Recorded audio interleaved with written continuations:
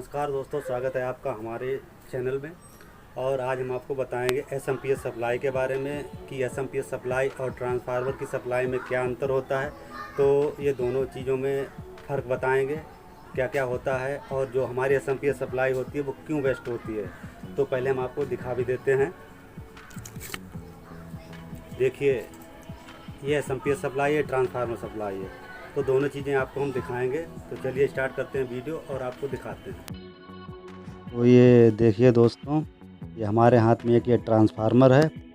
ये 0-12 का मतलब 220 वोल्ट इन होती है और ये 12 वोल्ट एसी निकालता है। और ये दूसरी वाली जो प्लेट है वो एसएमपीएस सप्लाई है, जो अभी हमने आपको दिखाई भी थी। तो इन दोनों चीज़ों के बारे में अभी आपको हम बहुत ही अच्छी तरीके से समझाएंगे कि ये कैसे कार्य करती हैं और जो एसएमपीएस सप्लाई जो होती है ट्रांसफार्मर की अपेक्षा क्यों बेस्ट होती है। तो ये पहले ट्रांसफार्मर के बारे में जान लेते हैं। देखिए, जो लाल वाले वायर हैं और ये इसमें नीले वाले वायर हैं, दो वायर मतलब दो वाइंडिंग होती हैं, एक प्राइमरी एक सेकेंडरी। और ये डायोड है। ये डायोड क्या करते हैं, 12 वोल्ट एसी को डीसी में कन्वर्ट करते हैं। और ये जो फिल्टर कैपेसिटर है जो मेज पे नीचे रखा हुआ है, तो ये इसका काम है डीसी सप्लाई को फिल्टर करना। तो ये डायोड जो है ब्रिज रेक्टिफायर है, ये तो 12 वोल्ट एसी को डीसी में कन्वर्ट कर देता है। और सब वायर भी हम आपको बता दे रहे हैं, इसमें एक निगेटिव है एक पॉजिटिव है। जो निगेटिव और एक पॉजिटिव है उन दोनों के बीच में एक एसी वाला वायर देना है, जो हमारे सेकेंडरी वाइंडिंग से सप्लाई 12 वोल्ट एसी निकल रही है। मतलब जो नीले वाले वायर हैं, एक वायर इधर दे दिया और एक निगेटिव पॉजिटिव को दूसरी साइड में दे दिया। डायोड का ये ब्रिज बना हुआ है, तो एक पॉजिटिव पॉजिटिव है और एक निगेटिव निगेटिव है। तो इनसे हमें निगेटिव सप्लाई मिलेगी, पॉजिटिव मिलेगी। मतलब जो पॉजिटिव पॉजिटिव डायोड के भाग जोड़े हैं तो उससे पॉजिटिव मिलेगी, और जो निगेटिव निगेटिव जोड़े हैं उनसे निगेटिव मिलेगी। तो ये एक फ़िल्टर कैपेसिटर है, ये सप्लाई को फ़िल्टर करेगा डीसी को। तो इसे किस प्रकार से लगाना है ये भी आपको दिखा रहे हैं। देखिए, गिर गया। पॉजिटिव पॉजिटिव में लगाएंगे, निगेटिव नेगेटिव में लगाएंगे। तो ये पॉजिटिव वाला हिस्सा इधर कोई निशान नहीं है, पॉजिटिव पॉजिटिव वाला जो धारी बनी हुई है डायोड को उसमें बांध देंगे। क्योंकि ये कैपेसिटर के वायर छोटे थे, मैंने मतलब इसकी लैग वगैरह नहीं थी तो इसमें वायर लगा दिए थे। तो ऐसे भी आप लगा सकते हैं इस तरीके से। अब दूसरा निगेटिव वाला है तो निगेटिव निगेटिव में लगा देंगे। इस तरीके से जो एसी से जो डीसी बन रही है, फिर डीसी को जो फिल्टर करना है, मतलब शुद्ध करना है डीसी को, तो उसके लिए हमें कैपेसिटर की ज़रूरत पड़ती है। तो इस तरीके से ट्रांसफार्मर से 12 वोल्ट डीसी बनाते हैं एसी को। मतलब 220 वोल्ट एसी से 12 वोल्ट डीसी इसी तरीके से बनाई जाती है ट्रांसफार्मर द्वारा। चाहे वो सर्किट में मतलब कंपोनेंट लगे हों या चाहे आप मैनुअली ऐसे बना सकते हैं। तो दोनों तरीके से आप बना सकते हैं इस ट्रांसफार्मर से डीसी 12 वोल्ट, अगर 0-12 का ट्रांसफार्मर है तो।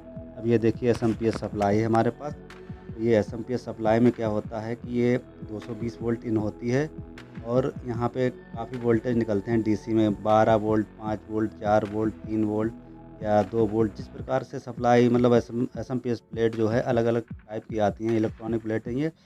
तो इसे यहाँ पे देखिए ये फ्यूज लगा रखा है।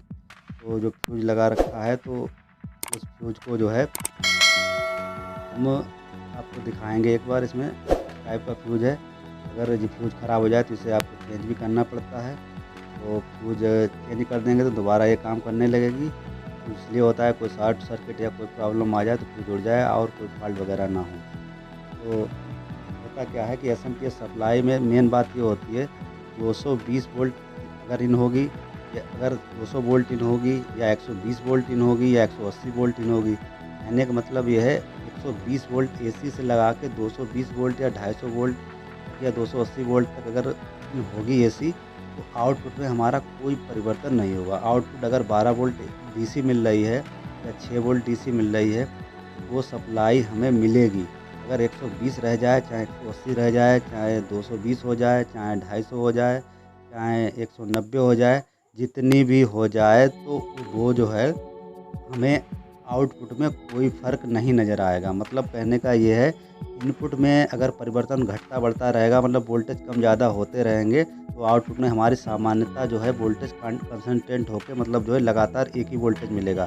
सबसे बड़ी ख़ास बात यही है इसकी, और यही इसका फ़ायदा है कि वोल्टेज का मतलब जो है वोल्टेज लगातार मिलती है, एक समान मिलती है। जैसे मतलब एक समान वोल्टेज मिलती है, लेकिन ट्रांसफार्मर सप्लाई में ऐसा नहीं होता है। उसमें अगर 220 वोल्ट इन होगी तभी हमें 12 वोल्ट एसी से डीसी बनाएंगे तब मिलेगी। अदरवाइज़ अगर मान लिया 180 वोल्ट इनपुट हो रही है तो 12 नहीं मिलेगी, 8 मिलेगी, 9 मिलेगी, इस टाइप से मिलेगी।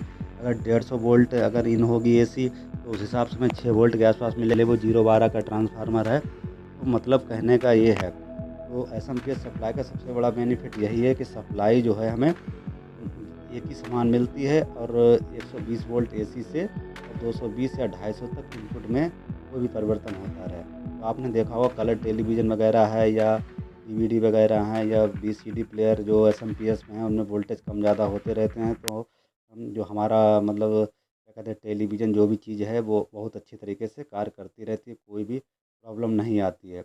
लेकिन जो ब्लैक एंड वाइट टेलीविज़न आते थे पहले, उनमें आपने देखा होगा वोल्टेज कम हो जाते हैं तो प्रॉब्लम आने लगती थी, क्योंकि उनमें ट्रांसफार्मर सप्लाई होती थी, एसएमपीएस सप्लाई जो थी नहीं होती थी।